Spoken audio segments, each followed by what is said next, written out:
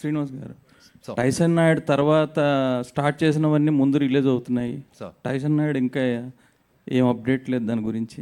Sir Tyson Naidu cinema అయిపోయింది sir, రేపు డిసెంబర్లో రిలీజ్ ప్లాన్ చేస్తున్నాం సార్. సాహు గారు, ముందు సినిమా నుండి ఏమైనా నేర్చుకున్నారంటే ఇప్పుడు డైరెక్టరు ఒక్క సిట్టింగ్లోనే నాకు ప్రొడ్యూసర్ ఓకే చేశారు నా సినిమాని అని చెప్తున్నారు కదా.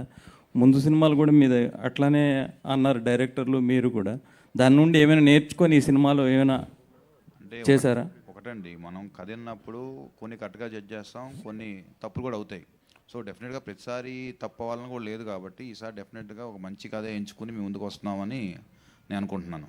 ఈ మధ్య నిర్మాతలు, దర్శకులు ప్రేక్షకులను బ్లేమ్ చేస్తున్నారు, రావట్లేదు మేము మంచి సినిమా తీస్తున్నామని. దానికి మీరేమంటారు? అంటే వేరే వాళ్ళ ఒపీనియన్ గురించి నేను మాట్లాడాను, నేను ఏ రోజు అలా మాట్లాడలేదు. End of the day cinema బాగుంటే వస్తారనేది అది ఫ్యాక్ట్. ఇక దాన్ని బైపాస్ చేసి మనం ఏం మాట్లాడినా అది కరెక్ట్ కాదు కదా.